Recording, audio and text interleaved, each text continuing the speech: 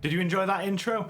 I enjoyed that intro. Thanks to my buddy Joe for putting that together. It looked incredible. Hey guys, Feral here. This video is 30 days of exercise in VR.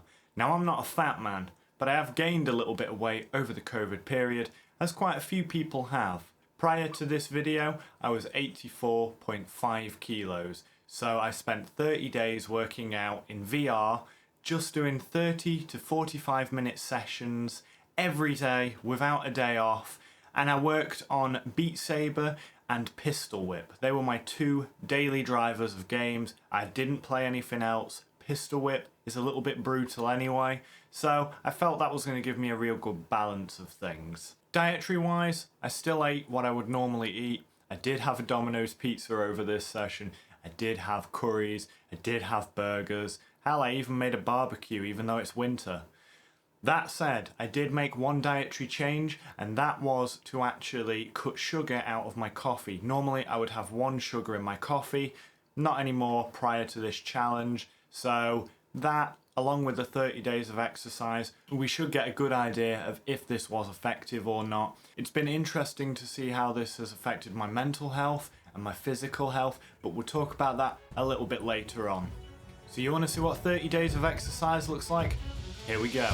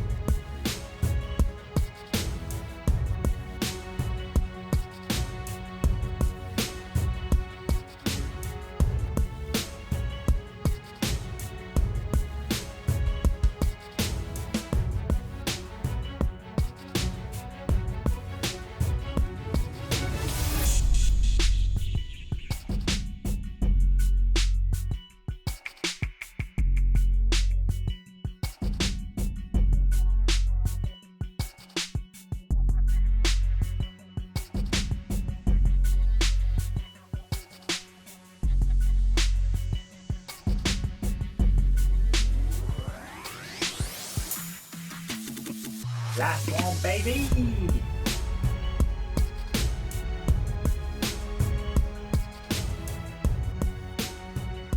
It was brutal, don't get me wrong.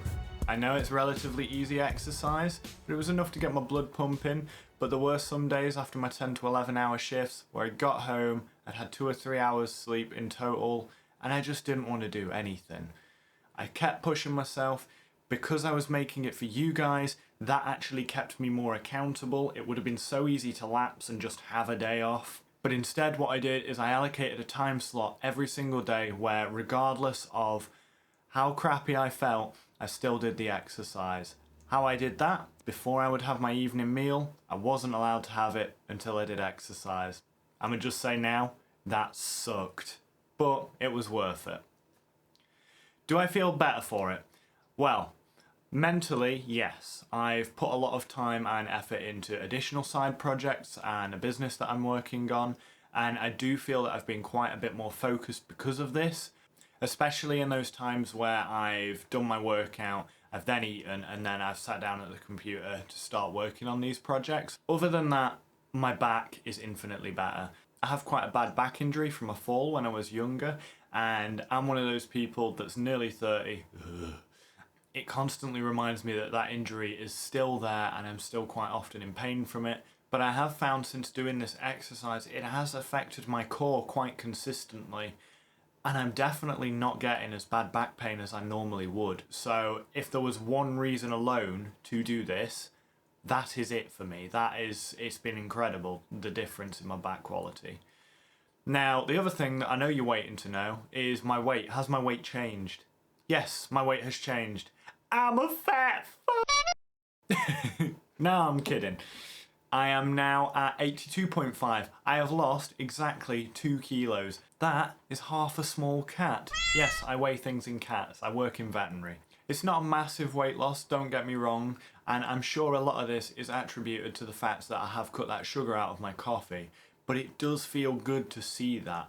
So far, this is all sounding fantastic, but are there any downsides? Yes. When you're doing workouts like this, it's quite concerning. If you break the gear, it's not gym gear, it's your gear, and a VR headset's expensive. Even a budget one can be quite expensive. Realistically, if you're looking to do this, something like the Quest or Quest 2 might be a good option just because it's completely wireless and you can do it that way. But I did all this on my Rift S, which was great, but there were times where I occasionally knocked it or I hit it with my controller, and these are things that can happen in any VR session, but it is something to be aware of if you're planning to use your VR daily as something as intensive as a workout system. So I've not broke anything, but I am aware that, you certainly could, and you have to take that risk on board. Will I continue? I won't do it as intensively as I have been doing it, because on those days where I did get very, very little sleep and I worked super, super long shifts, you're burnt out and you feel like death. And the last thing you want to do is go and work out. But I will carry on exercise. I'm going to hold myself more accountable now. This has helped me pick up better habits. So now I have a fitness band and I've been monitoring, how many calories I've lost per session, how much more sleep I'm getting, if I'm doing well because of it.